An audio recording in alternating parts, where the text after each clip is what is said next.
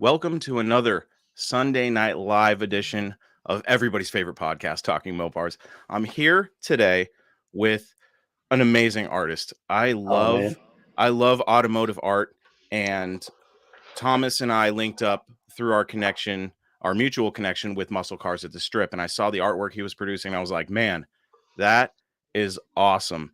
And we ended up working out a deal where he'd come on the show and tell us his story. And I know this show is mostly centered around Mopar enthusiasts, but I really wanted to branch out and I put the feelers out there and see what other automotive enthusiasts we could get out there. And man, I couldn't think of a better way to start that new trend than with Thomas and the amazing artwork that he puts out. Thomas, welcome to Talking Mopars. Thank you for joining me tonight. Oh man, I'm so happy to be here. Thank you for having me. This is awesome. I love doing this. Yeah, This is so cool. I I'm a wannabe artist. I wish I could draw. I really do. I've tried, but it takes me probably 3 days to put out something you could probably do in a third of that time or less. So I really Oh, admire people with your talent.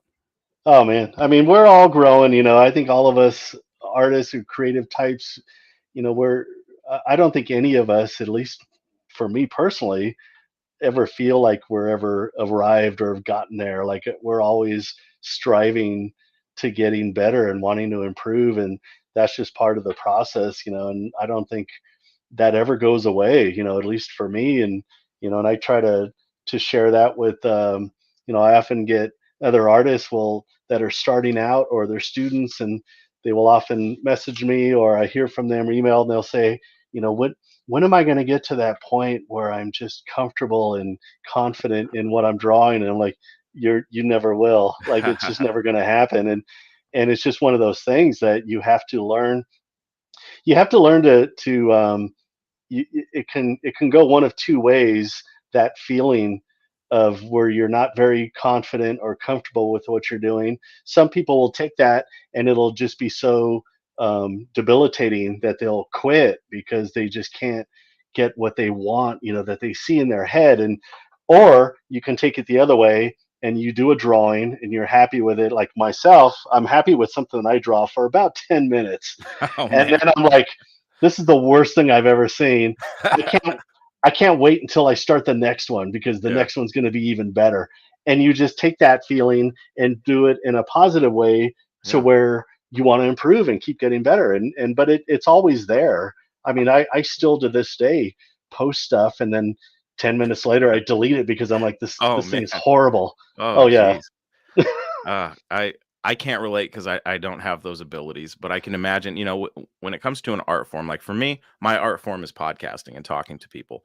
And I can't listen back to my shows because I'm always like, oh, I could have asked an amazing question right there or Oh something. yeah. I can't imagine what it's like having an It's the amazing same thing. drawing. It's the same thing. I think it's anytime you're in that creative realm, there's always going to be those things where you're going to look back at it. I mean, whether you're writing or you're podcasting, you're Yeah. always going to look back at the thing that you just created and be like, man, I Yeah. wish I would have done that. And, Yeah. but instead, I'm sure you were probably like, this next one, though, is going to be Yeah. Yeah. incredible. Yeah, it's that It's the same constant kind of thing. strive, constant strive for perfection, which just makes us better as we go. And Um, that's what you want it to do. You don't want it to make it to where you just quit and give up. You want to yeah, use that to keep improving and getting better. And it's been that way since I was 4 years old when I just first started drawing. yeah, that's so awesome. So let's go back in time. And how did Thomas get started in So the yeah, I mean, art? speaking of that, we going back in time, I remember being, four, probably one of my earliest memories, 4 or 5 years old, drawing with my brother, my older brother Andy, and I used to draw a lot all the time. And this was even before, I entered school. And back then, to me, it was just something that I did. I didn't think it was anything I was particularly good at because Okay. I was just a kid and I didn't really Yeah. have any good reference point. My brother and I drew, and that's what we did. But I do remember very clearly, though, it's funny, kindergarten, drawing something in class, and it was the first time where some of these other kids, classmates, would like look over my shoulder and they're like, "Whoa, how did you do that?" Yeah. And that was the first time where I was like, "Wow, maybe this is something that I'm actually good at." Because there wasn't very many things that I was good at, and that was the first time where I was like, they seem to be, to me, it was like, I don't know, it's just what I did. Yeah. And so that was the first kind of like time where I got that little taste of, oh, this might be something that I have. Um, One of the very few skills that I have that I can do. And it just became that thing all through school. I drew on everybody's brown paper wrapper book covers, and Yeah. Yeah. I was on all the production stuff in class and the yearbook staff and all that thing. And so it just became my thing because again, it was one of the very few things. I was not very athletically inclined. I was not very academically inclined. Guilty. And so, yeah, so thank God I had that one little thing that Yeah. I could actually do and that I was passionate about. It's just something that I wanted to do all the time.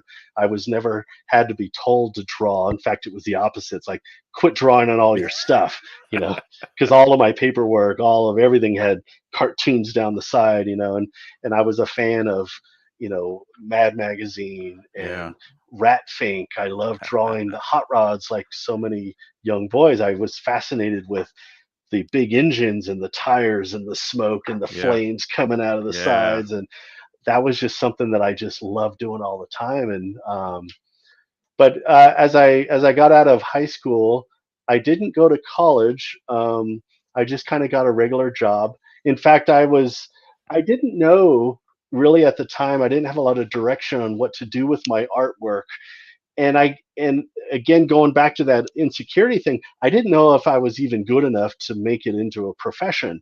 So Yeah. to me, it was just a hobby. It was just something that I did for fun, and I had a regular job. In fact, um, I ended up working because I didn't really have any real good skills. I was working in pest control. I was killing Okay. bugs for a living, and it was a good, decent paying job. Like my wife and I, we got married. I started working in that, and we had a house, and we had our first baby, and so I was doing that. But art again was just this kind of thing on the hobby on the side, and so it stayed like that for quite a few years.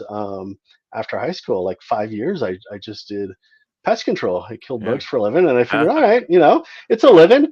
I'm providing for my family. I don't Yeah. particularly love the job, but it's what I do, and I'll keep drawing on the side. I was doing little murals, and I would do stuff for friends. We had this was back in the before all this in the 80s. We had different. I had friends that were in bands, rock bands, and so I would design logos and whatever, just odd kind of things for that.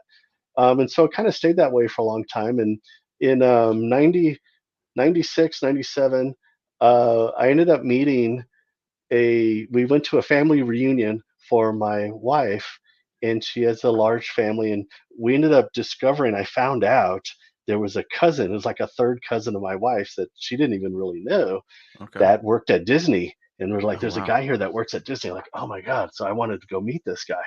And I found him. He was drawing. He had a sketchbook and he was drawing.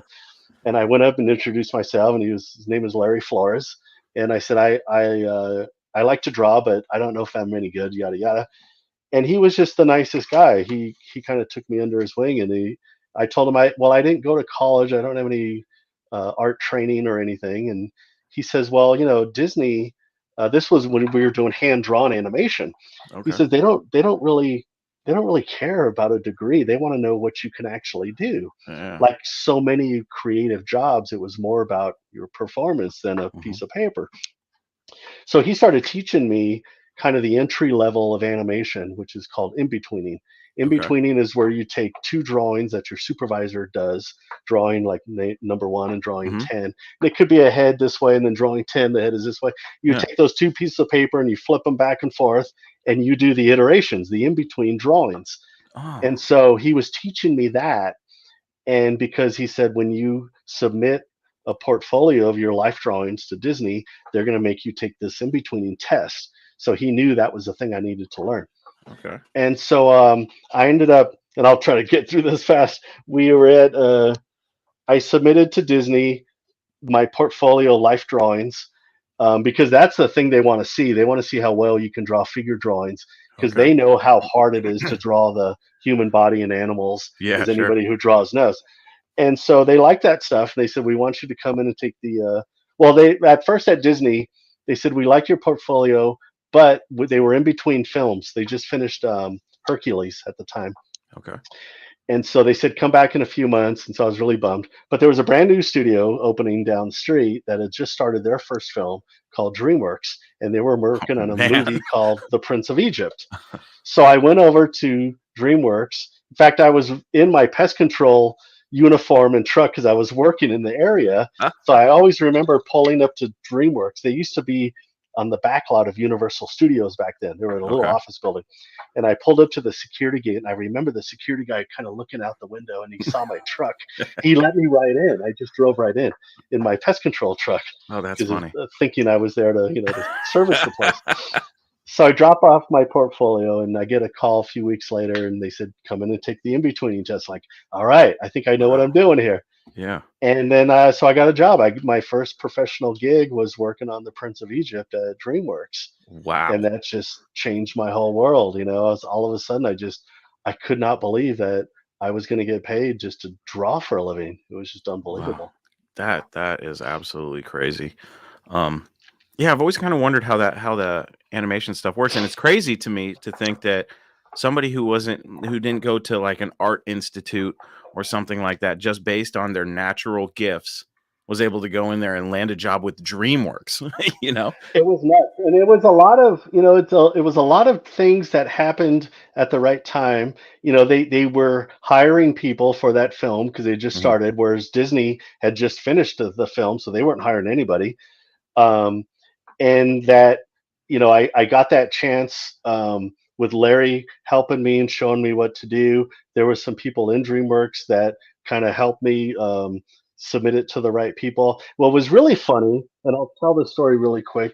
So I'm working on Prince of Egypt, and they're each character is a different unit, and you're cast onto a character. So I Okay. was cast onto the Moses character on Prince of Okay. Egypt, and my supervisor was one particular person, but there were supervisors on all the other characters. So after Prince of Egypt was done, about a year later, I got brought back to work on a movie called The Road to El Dorado. And so I came back in on El Dorado, and they cast me on the character Tulio. And when they brought me in, the producer was bringing me to my new supervisor, and it was her name was Nicola Courtney. And I knew who she was, but because I was on a different unit during Prince of Egypt, I didn't know her personally. But now I was going to be working for her for the first time. And I remember they brought me in and they said, Nicola was in her office and she was drawing. She had her back to us, and the producer came in and they said, Nicola, this is Thomas. He's going to be one of your assistants on this film. And her head kind of popped up. And as she slowly turned around, she said, Thomas Estrada, did you work in pest control? Oh my And I was gosh. like, oh my gosh. um, and I'm thinking, did I spray her house for bugs or something? I'm racking my brain. I'm like, yeah, I did. And she said, I remember when you came and applied here a year ago on Prince of Egypt because I was on the review board of the portfolios. She said we had stacks and stacks of portfolios coming in. And Wow. I remember looking through all of them. And she's like, I liked your life drawing stuff. Don't get me wrong. Like, I thought you had a lot of talent. She's like, but the thing that caught me is I'm looking through your little resume thing, and it says current occupation. Most of the people that were applying were coming out of art school. They Yeah. were coming from other studios, and yours said current occupation pest control. And she said, I remember thinking, look at this guy. He's got no training, no experience. He's working in pest control, and he wants to be an animator. And she said, why don't we bring him in and let him take the test and see if he can do Nice. this? And I was like, wow, like my crummy job, like actually helped What me. what a cool story. Isn't that great? And I mean, I still talk to her this day, and I always thank her for giving me that break. And she's just like, yeah, I thought it was just interesting that this guy working in pest control wants to work at DreamWorks, and so we gave him a chance, and I got in. Wow, what an awesome story. That's so cool. For those of you in the chat, stick around because towards the end of the show, Thomas was gracious enough to gather some awesome Mopar art that we're going to be giving Oh away. So yeah. stick around. Here's some of the Yeah, prints here we're gonna be yeah, doing. Got a few things, so yeah, hang out for that, and yeah, we'll do some of yeah. those. That'll be a lot of fun. So stick around, folks. Um, so you get this job at DreamWorks. You're working in animation finally. Is this the first time you were actually paid for your passion and your art? There was a time before that when I was about 14. There was a lady that we knew.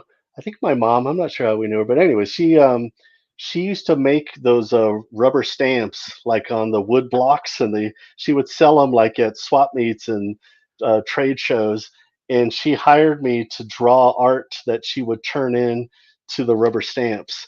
And so Oh, this okay. was in the mid 80s. So I was drawing a lot of killer whales and unicorns and Pegasus, and she would give me a list of drawings that she needed for her rubber stamps, and I would bring a bunch of these drawings, and she would go over the ones that she liked, and she would give me some cash, and that was the very first time that I actually got like paid. But as far as professionally, like working in something like that, yeah, DreamWorks, Prince of Egypt was my very first professional Wow. gig. Yeah, it was just unbelievable. I couldn't believe that I was working on a major motion picture, and I'm this guy that was killing bugs 2 weeks Yeah, earlier. that's crazy. Shout out to Muscle City Madness. Ruben was also in pest control, so he can It relate. was, But yeah. I mean, it was an honest living, and I yeah, figured, I guess I'll just do this, and and do the art thing on the side, and that was kind of I was not thinking about animation at all until I we met Larry Flores at the family yeah, reunion. crazy. Standing out in the in the pile of portfolios, pest control stood out to Pest them. control. That's so cool. Um, You never know. yeah. So tell me more about how you went from DreamWorks to all these other awesome projects that you got involved in. So from there, I was on El Dorado, and then what happens a lot of time, I was supposed to. We finished that. I was supposed to go on to Spirit, was the next DreamWorks film about horses, but it had some story problems, and so it got shelved, which a lot of these movies do. Mhm. And then what they do at that time, a lot of the rank and file animators like myself often would get laid off Mm, and come back when the movie's ready. And so I got laid off after El Dorado, and so I was kind of figuring out what I was going to do next. And I picked up some freelance with Disney on the Tigger movie, but then the DreamWorks thing just kept getting extended longer and longer. The break, they said 3 months off, and then it was 5 months off, then it was 6 months off, and pretty soon I was like, well, I can't really wait anymore. I got to do something. And so I went back to Disney, and I got on there onto a film called the Emperor's New Groove, and oh, I got okay. hired full time at Disney. And then we finished that, and I did a little work on Atlantis after that. And then at that point, DreamWorks called me and they said, "Hey, Spirit's ready. We want you to come back." But I just got cast onto Treasure Planet at Disney. And so you kind of have to do this thing. And I was like, well, I think I'm going to stay here for a while. So I ended up staying at Disney, and they were totally cool. It's very professional. They're like, well, if anything changes, let us know. And so I stayed on with Disney on the Treasure Planet. And then we did at the time, their last hand drawn film was called Home on the Range, was a movie about cows. And so I ended up working on that.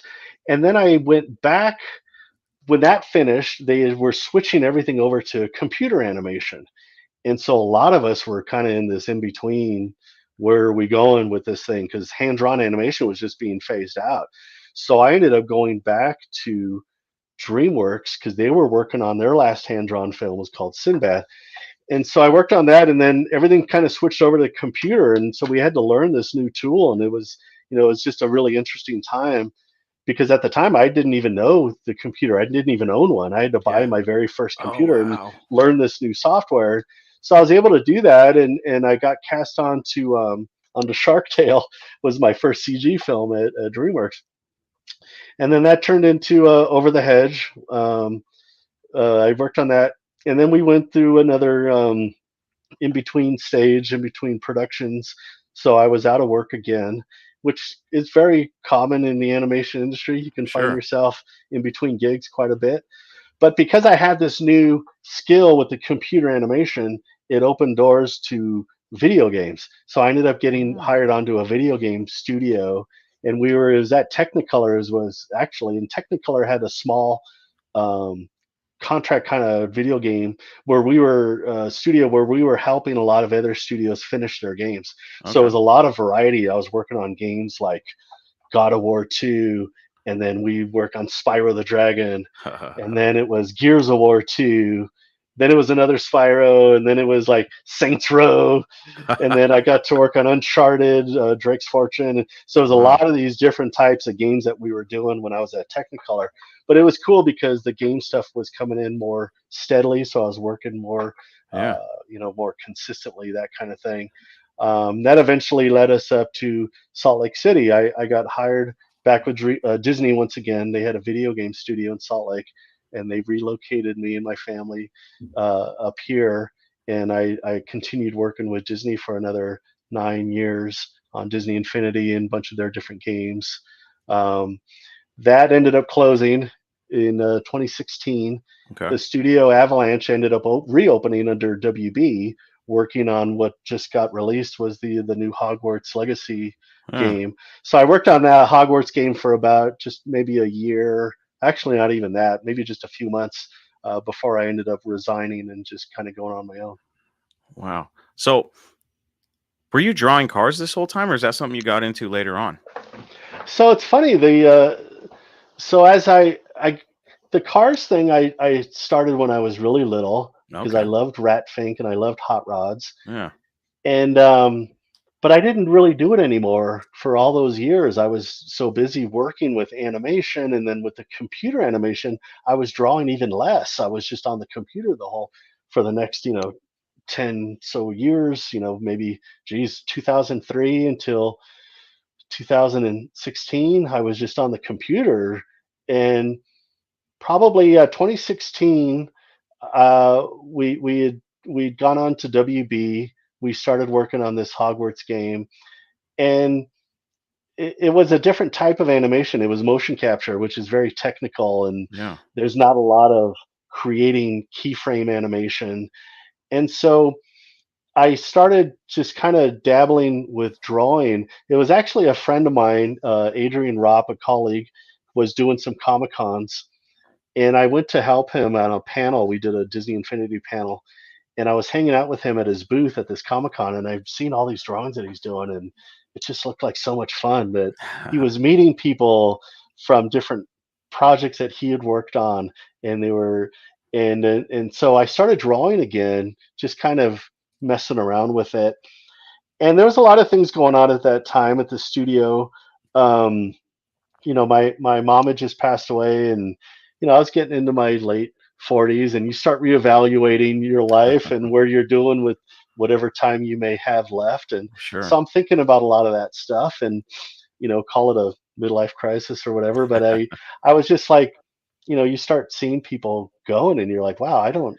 You start realizing life is short. It's not as Yeah. long as you thought it was when you were a young man. Yeah. And so I was drawing a lot, and I did a couple of Comic Cons, and it was just so much fun to just draw again.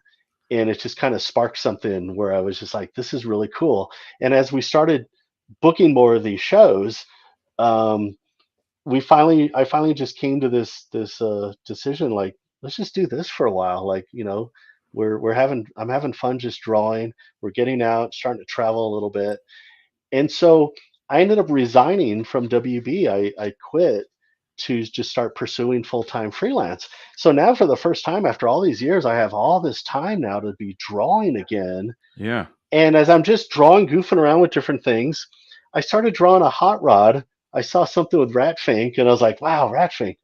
I haven't thought of that in years. Yeah. So I started drawing hot rods again. And it was just like, oh my God, it's so much fun. I just feel like a kid. I feel like I'm 9 years old again, Yeah. sitting in front of the TV at the coffee table. It's my sketchbook, and I just started drawing the hot rod stuff, and it was just a blast. And so I started posting some of that stuff online, and someone eventually put me in touch with the Ed Roth estate. Eileen Trixie Roth is runs the Ed Roth Incorporated, and they I was able to sign on as an officially licensed Rat Fink artist. That is so cool. I always wondered, I mean, because the Rat Fink and Ed Roth, so iconic. in the automotive industry. I always wonder Yeah, because the artwork is still getting produced, and I never realized that it's freelance artists that are yeah. powering it still. That's so cool. So how if somebody is an aspiring automotive artist and they're super influenced by Ratfink, how does one go about being a licensed Ratfink artist? Well, I mean, there's actually, if you go to their website, ratfink.com, there's actually a page on there where you can apply. You can fill Oh out a wow. form and apply. And, I know they get pretty busy over there. And so it may take a while Sure. for them to get back to you. But if you're persistent and stick with it and you show that passion that you have for it, which I did, I mean, it was just something that I loved. I loved the grittiness of it.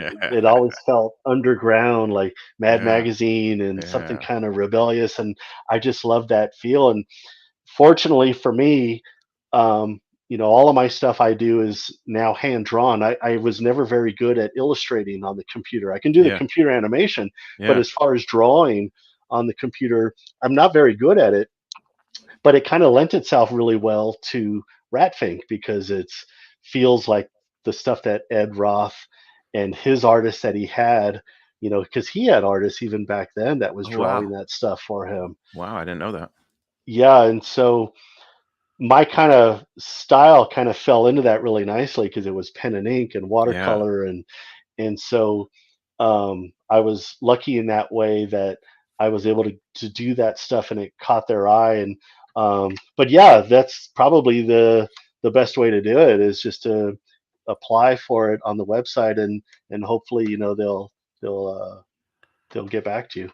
Yeah, that's I mean, it definitely says something because anybody who's a fan of cars that is an artist and gifted like that, you can imagine that they would that's like a dream job to be a Oh my Ratfink gosh, artist, you know? I couldn't believe it. I mean, that was just like one of those things. I mean, I think as a young artist, as a kid, it's kind of that fantasy you have. It's like, Yeah. I remember drawing Marvel stuff, Spider-Man, and you think you always have this fantasy like, you know, Stan Lee's gonna call me and say, we need you to do this stuff for us because it's just so good. And so to have something like that to where, to get their attention and for them to actually do that officially, yeah, it's such a dream come true. I'm so thankful for that to Yeah. be able to do that.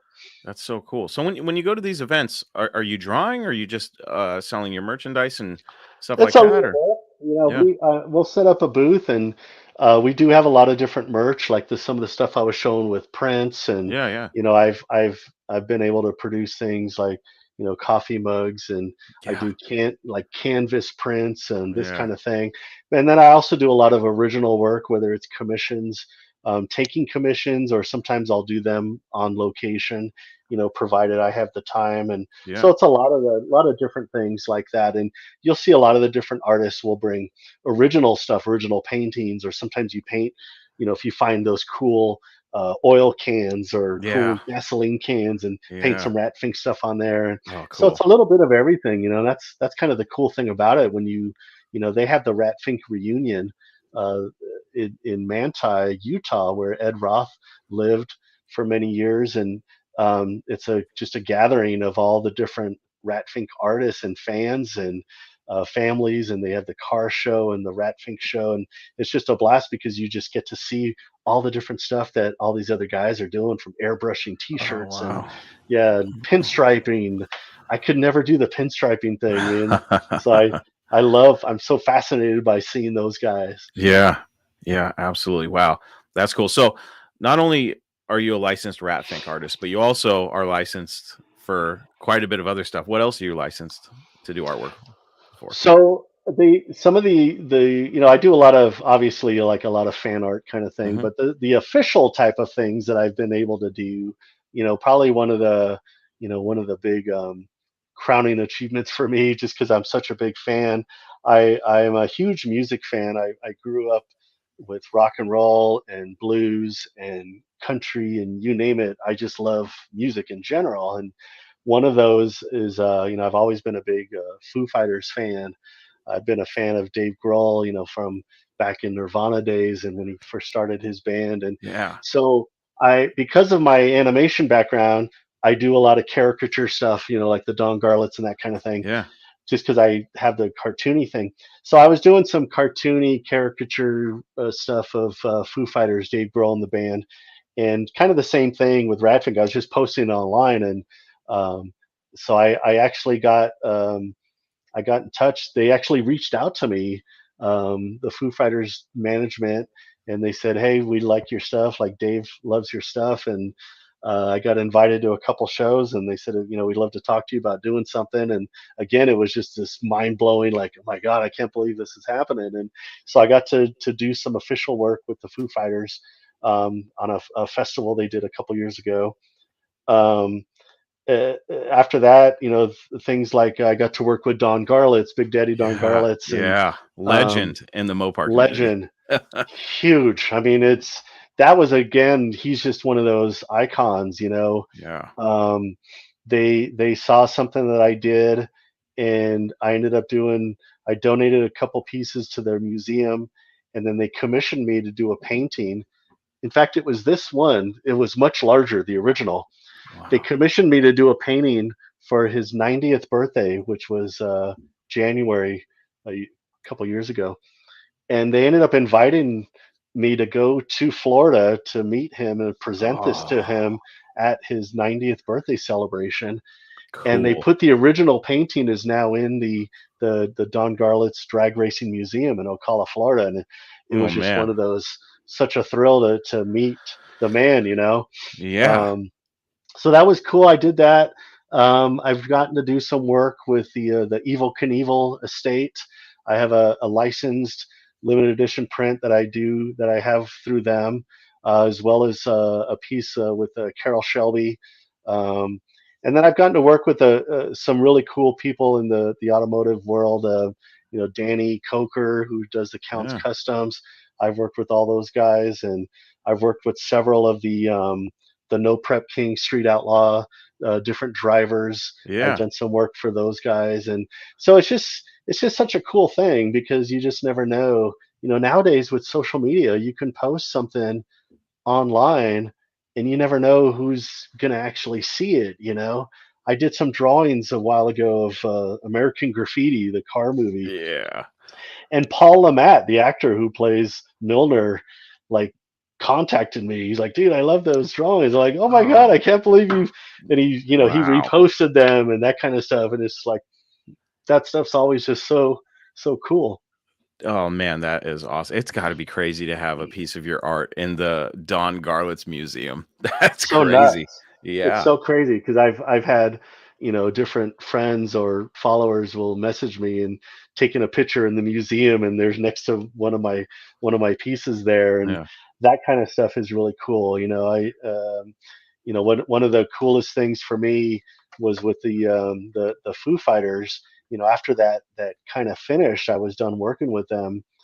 Um, it was soon after Taylor Hawkins, the drummer for the Foo Fighters, passed away recently, Yeah. and he had several side bands, and so he had one of his side bands called Chevy Metal, and one of the bandmates, one of the guys in Chevy Metal, contacted me, and he screenshotted a painting that I had done of Chevy Metal, and he's like, "Dude, do you have a print of this?" And I was like, "Yeah, I think so." I'm like, "Where'd you get that?" And he says, "Well, Taylor Hawkins owned it." I'm like, "Are you kidding me?" And he's like, "Yeah, man, Wow. he had the original." I'm like, "Where did he get it?" He's like, "I don't know if somebody bought it for him or if he got it." He's like, "But he's telling me this story that Taylor Hawkins had this painting that I had done, and he said he had it framed and it was in his home studio, and he's telling me how much Taylor loved it. He wanted to make sure it was in a place that people could see it." And I was just like Wow. crying, man. I'm just like, Yeah. it just meant so much to me. I mean, it's always mind blowing to me that anybody would put one of my stuff displayed in their home, Yeah. but to get that from somebody like that I admired so much and that was now gone, to hear that after he was gone, that I had no idea. I didn't know he Yeah. even owned that he'd ever even seen it. And the Wow. fact that he had that in his house was just like, oh my gosh, it was just so cool. That is So yeah, cool. stuff like that's always mind blowing, and yeah, to have something in the Don Garlits Museum is just like unbelievable. Yeah, that's man. That, as my buddy Ruben said, that's epic. That is definitely epic. Um, So crazy. wow, as an artist, I mean, that's that's like an It's just honor, such right? it's such an honor. Anytime anybody, um, sends me a photo and they're like, "Hey, I've got my stuff displayed here," and it's like in their living room, like above the mantle, or it's in their studio, or their garage. It's like, dude, the fact that you just took the time to take my stuff and put it on your wall, like that's just such a crazy thing. I never take that for granted. I'm always Yeah, just so honored by that. Like how much that means to me that you've got my stuff displayed in your house. Like that's yeah, so cool. absolutely. Um, wow, that's I can only imagine what that must be like. That's so cool. Um, with the giveaway stuff, I think I wanna mention this now so that we can get it going a little bit. Yeah, If you have good questions for Thomas, post them in the comments, and we're just gonna start going through them. You won't win twice, but I think this is a good question. Um, this is from Raymond. You do several different types of art. What's your favorite medium? hmm, man. I could say the thing I probably use the most, again because of the rat fink stuff. Um, I use a lot of ink pens. I use a lot of these like brush pens. Like there's this Pentel pocket brush pen, Yeah. and with that, I incorporate a lot of watercolor mostly, and acrylic. So ink and watercolor are really popular. I use that a lot. I've been trying to learn oil painting a lot more, like Mhm. the Taylor Hawkins thing and the Amy Yeah, yeah. Winehouse's. Those are all oil, and it's been really challenging for me to try to learn that. So I've really been loving that medium, the oil. But I try not to get myself boxed in to anything. Like I want to keep growing. I want to keep getting better, and so I try to pick up new stuff all the time. Whether it's, I remember doing pastels a while ago, and then yeah, the acrylic paint and the oil's probably my favorite thing right now, just Yeah. because it's new That's and cool. it's super challenging. It's so hard to master that. And watercolors, yeah, I can't really say one in particular because I bounce around so much between Yeah. different stuff. People Yeah. often ask me like, what kind of style do you consider yourself to have? And like sometimes I feel like maybe I need a style, but I don't think I have one because I'm doing stuff that's more cartoony and then more Yeah, yeah. stylized, and it's kind of just all over the place. And sometimes I think that's a bad thing, but at the same time it's like, no, it's kind of liberating because I just feel like I don't have to just stick with one thing. I can just do Yeah. whatever I feel like doing. Yeah, that's cool. Thomas did this recent it's a collage of all the most iconic movie cars and their characters. And I was Oh going yeah. through it and I was like, there's no way I was the first one I thought of, and we were just talking about it last night on another show I did. Because as a kid, I loved the movie Corvette Summer. And I was like, Oh yeah. no way he's got Corvette Summer on there. Boom, there's Mark Hamill Oh as man, Kenny Dantley from Corvette Summer. I was like, wow. And I then I'm love like, that.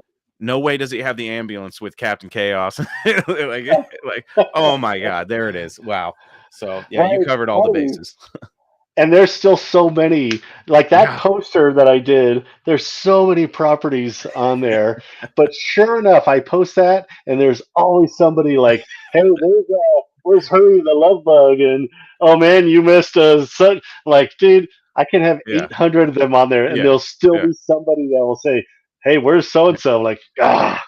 So I yeah. g- I gave you so much extra credit when I saw the Corvette Summer Corvette. I was like, okay, okay. To me, that was one of those cars as a young boy. I was like, that's the coolest thing I've ever seen. I mean, Yeah. you look at it now, it's pretty ridiculous, but Yeah. man, it's just so outrageous. Like I just thought this is awesome. So Yeah. it took the thing that took me a while with that one was getting the caricature. That's the hardest part for me is getting Mark Hamill and getting it to actually look like him. Yeah. And my wife, she's the best for me with in that regard because I vary all the time when I'm doing a caricature like Mark Hamill or anybody. I will take it to her and I will quickly turn it around. And if she doesn't see it in the first few seconds, and she's like, as soon as I hear that, I'm like, all right, I'm starting over.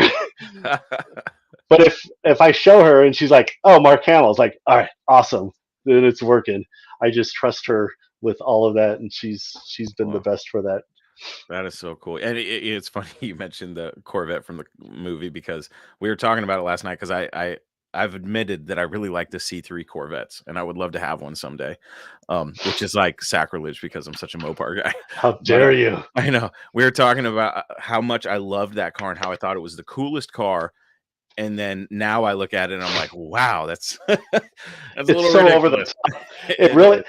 And then the other thing is when I start drawing this stuff is I start learning more and more about the cars, and because again, when you post stuff, you'll get all the comments if you do something wrong.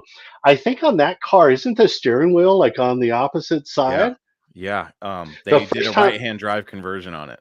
yes, because the first time I drew that, there was an older version I had of that, and I didn't do that. Oh, And boy, I got hammered in the comments. Everybody was just like, "What the heck with the steering wheels on the?" I'm like, I had no idea. So I went back and looked at. It, I'm like, "Oh my god, they're right." So I had to yeah. redo it again, and I get a lot of that stuff. Man. I mean, you, especially with the car guys, man. Sometimes it's like I have to tell them, like, dude, relax. It's a cartoon. Like, Yeah, yeah, because yeah. I'll get these notes sometimes. Well, the tail light's not really shaped like that in the '68 Camaro. I'm like, but you don't have a problem with the giant friggin' rat sticking out of the top of it. But you're gonna tell me it's not realistic because I got the shape of the tail lights wrong? It's like, dude, calm Oh down, my man. gosh. That is such an internet thing. Oh my god, Oh it's my nuts. god. So you got to really learn to roll with some of that Yeah, stuff, and yeah, I will try to remind people this is a cartoon. yeah. I know it doesn't have the correct number of lug nuts, but give me a break, man. It's got a giant motor and a giant monster hanging out of Yeah. the back. Also, You should just start hashtagging it artistic liberties. seriously, yeah. That's it. Don't even just artistic liberties. Uh, That's funny. Here's a good question from Ruben from Muscle City Madness. He says, my daughter is an amazing artist at 7 years old. As a parent, what can we do to keep our kids into art if they have the talent for it? Is it digital the future or keep her on pen and paper at her age? hmm. Well, I mean, eh, unfortunately, I mean, if you're going to get a job working in professionally, most of it now is digital.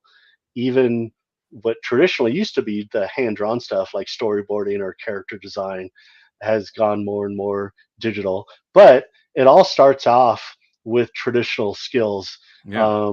The pencil and paper, it's the cheapest, easiest that you can take with you anywhere form.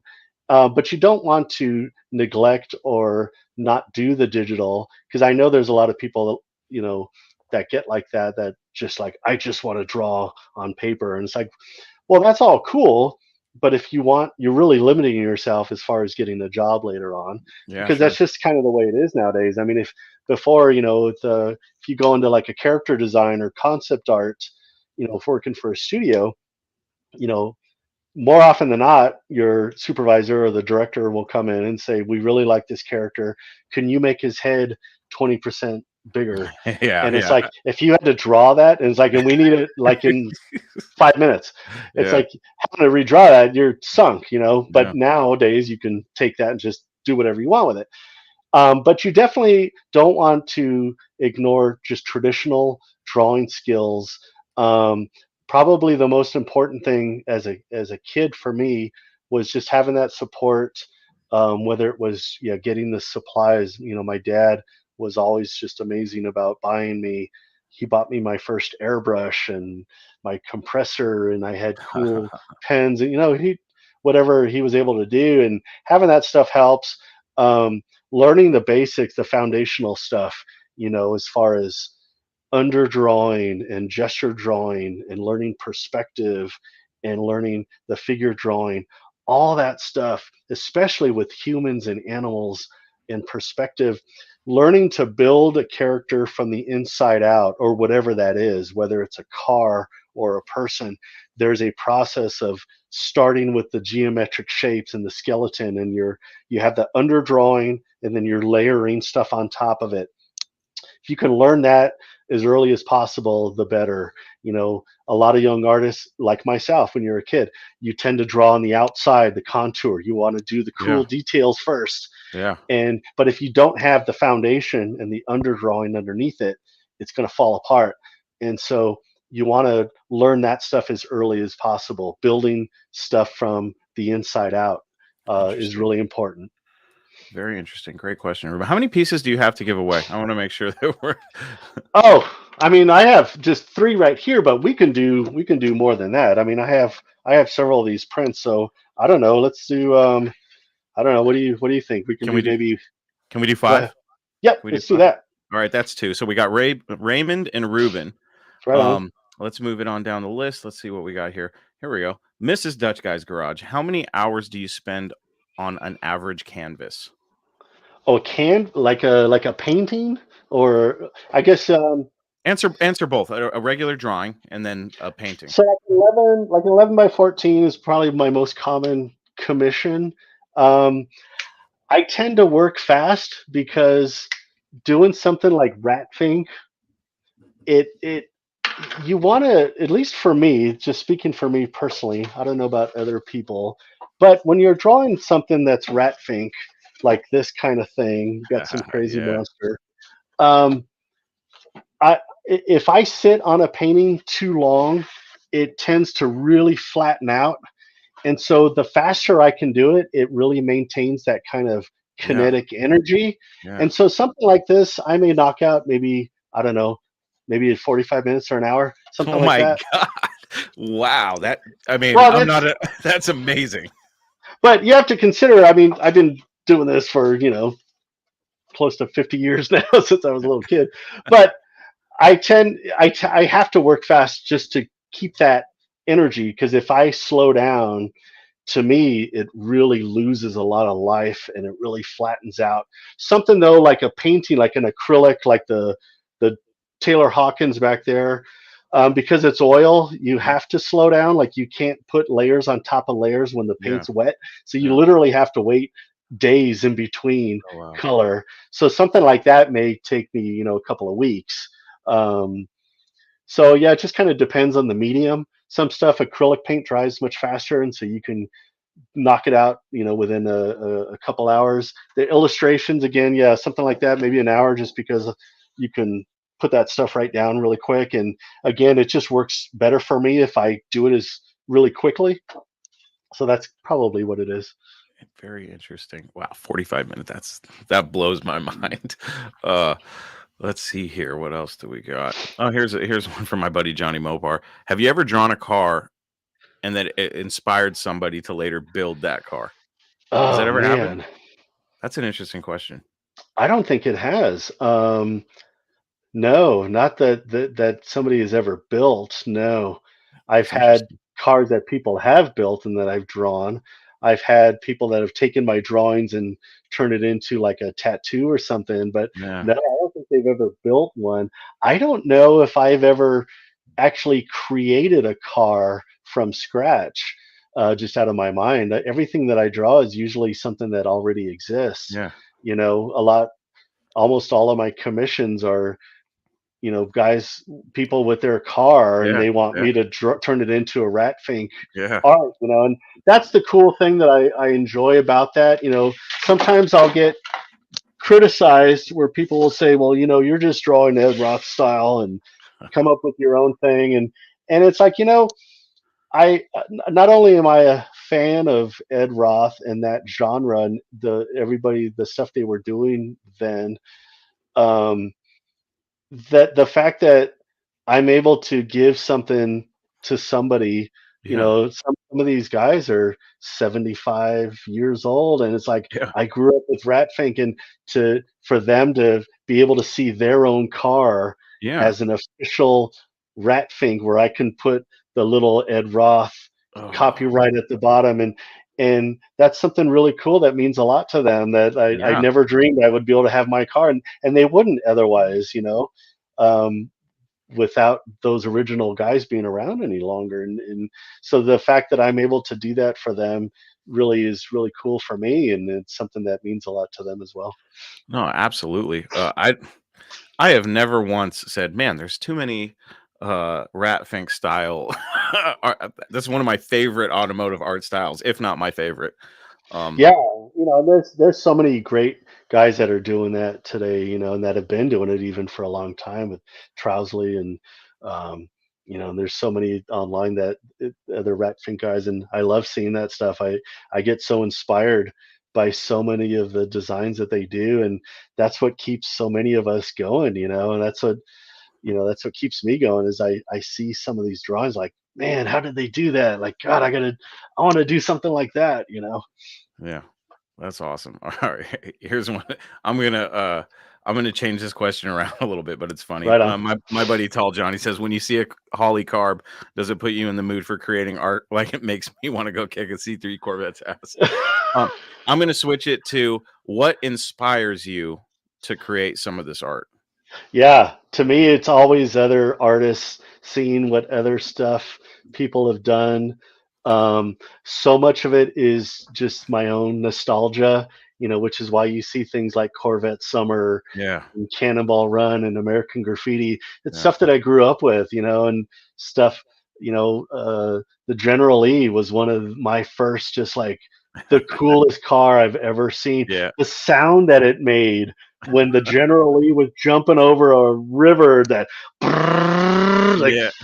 oh my god, it was just so cool. I mean, I remember having my little General Lee car, watching the show, and I was just fascinated by that stuff. I loved just the sound of it. I loved the tires, and so thinking about those things, I still watch regularly American Graffiti, and I love the cars. I love just the idea of the whole thing, and so seeing those stuff, just flipping around online and seeing just some really cool old muscle car, Yeah. Roadrunner, like, dang, Yeah. that is just the coolest thing I've ever seen, and Yeah. I want to draw it. It's like I want to turn that into something cool, or thinking about something like Smoking the Bandit, and it's like, wonder what that would look like as a Rat Fink drawing to Yeah. do Burt Reynolds just like Yeah. with the gear shifter and the whole thing, and so a lot of it's just my own uh, childlike thoughts in my head about this Yeah. would be really cool to see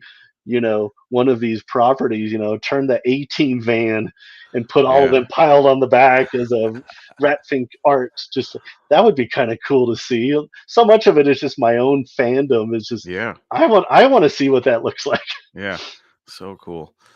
This is an amazing idea from Ruben.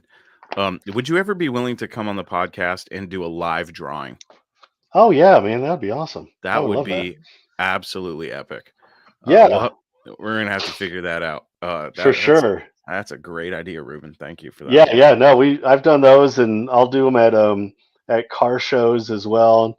I had a really cool opportunity. We did a Ratfink reunion at the Corvette Museum in Oh, Bowling Green, Kentucky, and yeah, I got to do a live drawing of a vet, and then they auctioned it off later, and it was a lot of fun. It's one of those things I have to try not to focus that people are watching me drawing live, and you better not screw this up. oh but man, I um, could imagine that pressure. That's crazy. but it's fun. I like doing them. But yeah, yeah, Yeah, we could totally do that yeah. We'll have to figure that out. I got to have you back on the podcast. This has for been a lot of sure, fun. man. Definitely. It's been a fun experience hearing how you go about doing your work, and yeah, once again, we're not done quite yet, but thank you Oh, again no, for for coming sure. on. This has been a lot of fun. Oh Um, man, it's a blast, and it's just one of those things that again, I don't take it for granted. I am so thankful and appreciative that I get to do something that I would consider a hobby yeah, for a living. And it's like, I know a lot of people don't have that. And I'm very thankful for that. I feel very yeah, blessed that I get to just goof around. I just feel like a kid just drawing silly. Sometimes I think it's just, this is nonsense that I'm doing. yeah.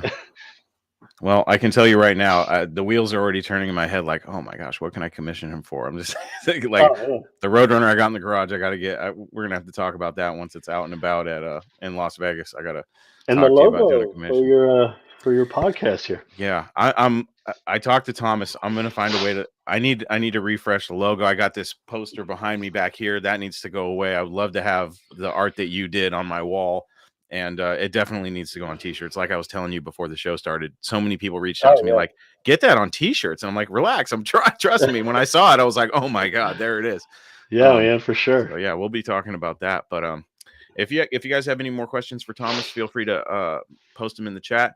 um let's talk about muscle cars at the strip. Is this your first time going to one of Phil Painter's events, or have you been to like It is. Mopars? Oh, it is the first time. No, yeah, this is the first time. I got in touch with Phil a while ago. We were working with with one of the No Prep King guys, the Street Outlaws. Oh, okay. I was working with Dominator. Yeah. Dominator Joe Woods, and Yeah. I got to do some designs for him, and then uh, that got me there with Phil, and then so we got to talking about different shows and this stuff, and I'd seen that he had been doing these, and so yeah, it was just like, let's do this. I told him that I'm doing more of these car shows, and so he invited me to be the one of the featured artists there Yeah. for his event in Vegas, and yeah, I'm super excited about it. I think it's going to be a blast. Yeah, that's gonna be a lot of fun. Can't wait to meet you in person, shake your hand, and see your awesome art in Yeah, person. sure, man. Um, Here's an interesting question. We usually, typically the guests I have, I always ask them, do you have what do you have? What do you have for a car? Do you have something special, or is that something you're working up to, or what? I would love to. I don't. Yeah.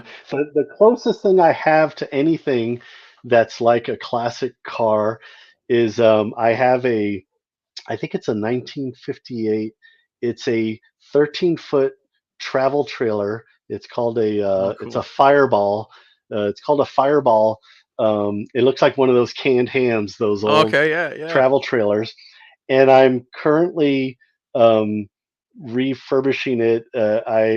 I'm turning it into what I my dream is to turn it into basically a mobile art store Oh, cool. display Yeah. uh, piece that I can take with me to car shows, because I want to keep it very retro looking. It's got the Yeah. cool two tone, and I put in the checkered linoleum floor, Awesome. and I want to put in all the little chrome pieces. And the idea, once it's finished, is to take it to car shows where I can have it basically as a backdrop, kind of attention getter, where I Yeah. can set up a booth in front of it, have the cool little canopy, and Yeah. then people can actually come in, and I just put in a bunch of display shelves, display my art.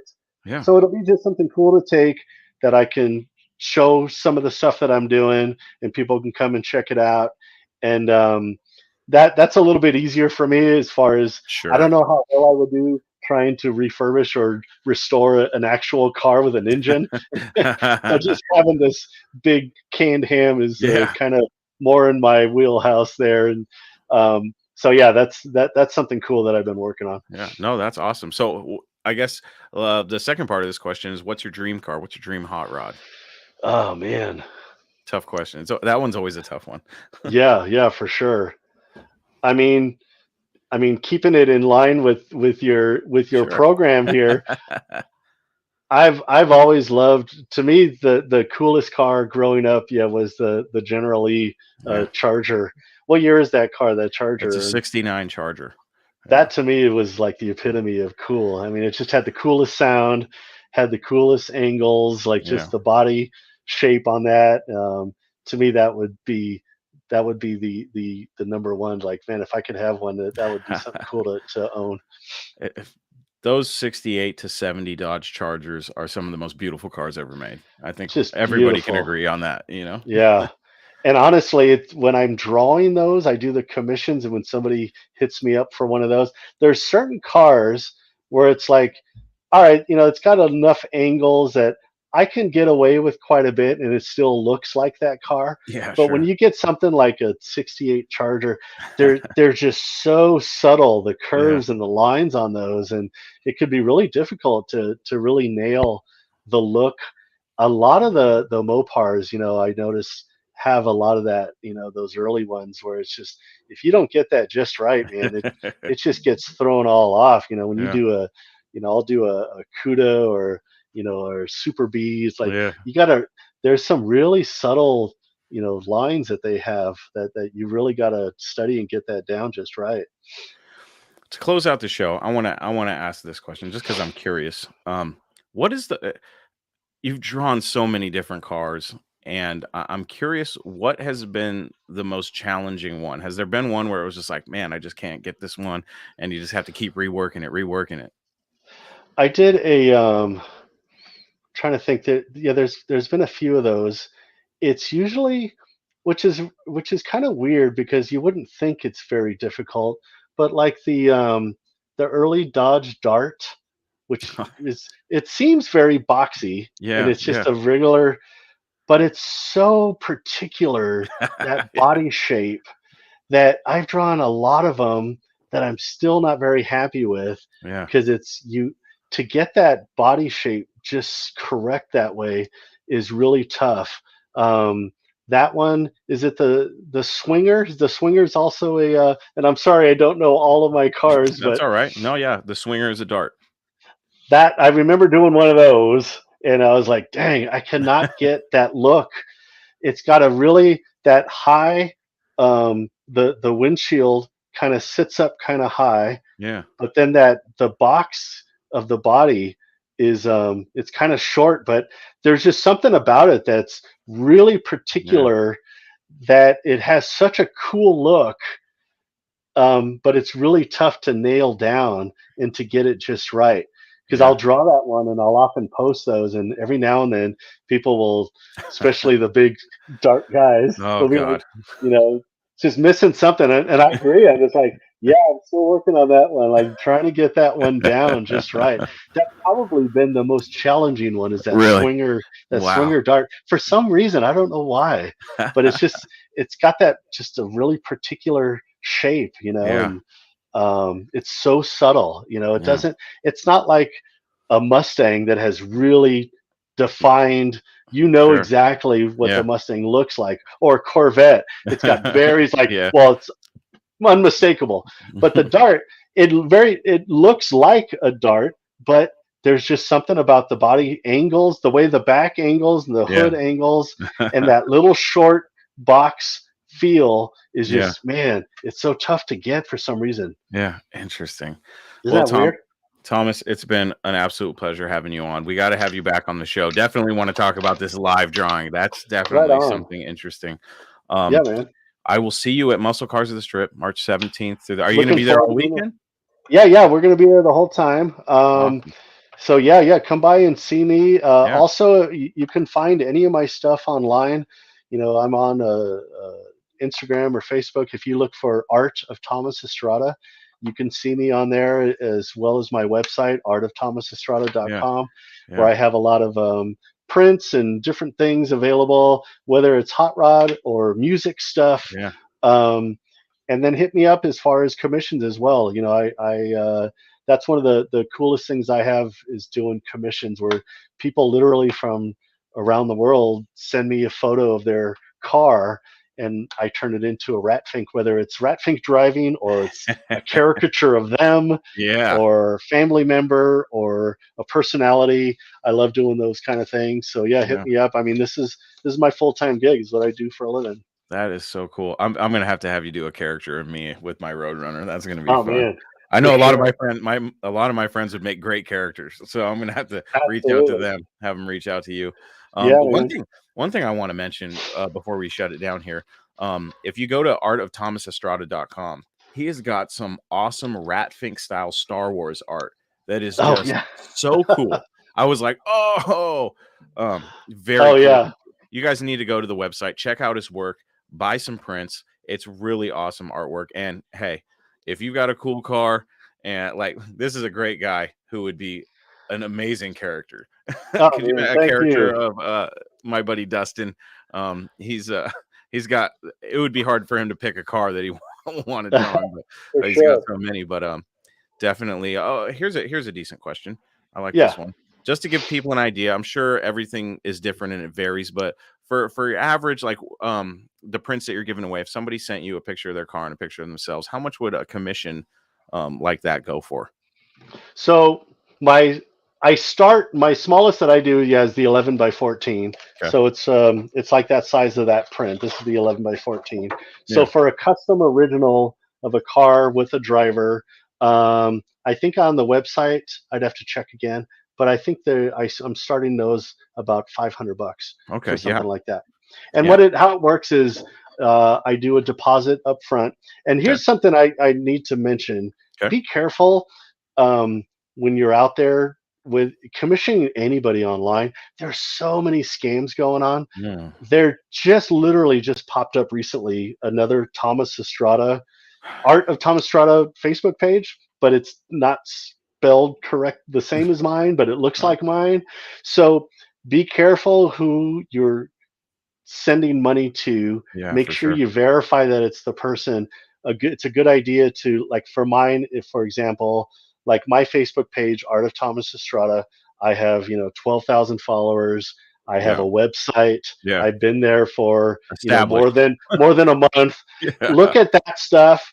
I'm now even requiring just a quick phone call just so you can talk to me to make sure you got Cool. the right person. Yeah. Um, so because there's so much of that going on right now, and it's really a drag, and I don't want to see people getting ripped off and losing their money. So make sure you're talking to the right people.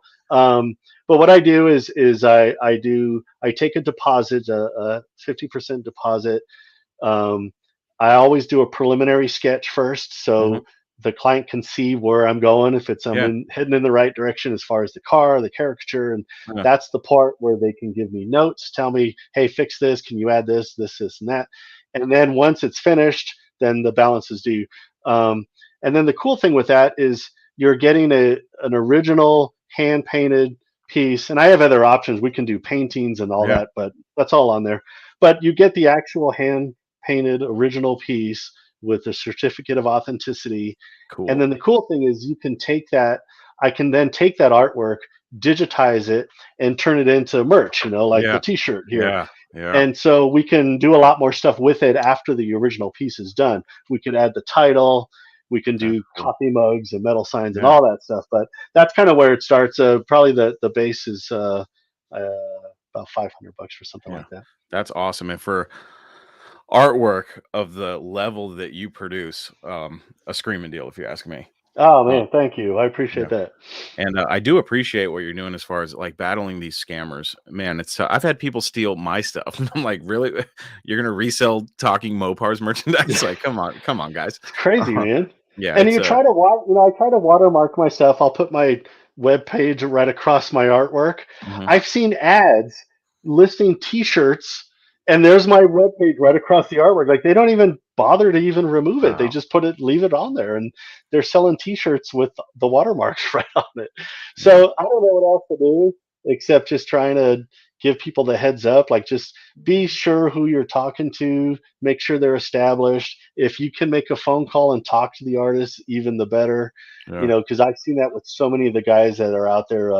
Bitchin' Designs is one that's been getting hammered a lot. Uh, Micah Doodles, and yeah. there's so many of those dudes. And I just finally, I was in the clear for a long time, and I was happy. And then just recently, there's somebody who's like, "Hey, man, there's another Thomas Estrada out there selling your stuff." I'm like, ah. Man. So yeah, it's a drag. So you just want to, be mindful and do your Mm, homework and make sure you're dealing with the legitimate people. absolutely. And on a positive note, support the original artist and Yeah, his work. But thanks again, Thomas, for coming on. Again, people, man, thank art you. art of thomasestrada.com. It's right on the little ticker at the bottom of the screen there. Definitely go check out his work. Man, It's thank all you awesome. everybody for tuning in and listening. I appreciate that you took the time to hang out. Absolutely. Anytime. We're definitely going to do it again. Thank you, folks, for watching and joining us here on another Sunday Night Live of Talking Mopars. Remember, no Mopar left behind. And hopefully, we will see you at Muscle Cars at the Strip in Las Vegas, March Yeah, 17th come by and see us. through the 19th. We'll see you then.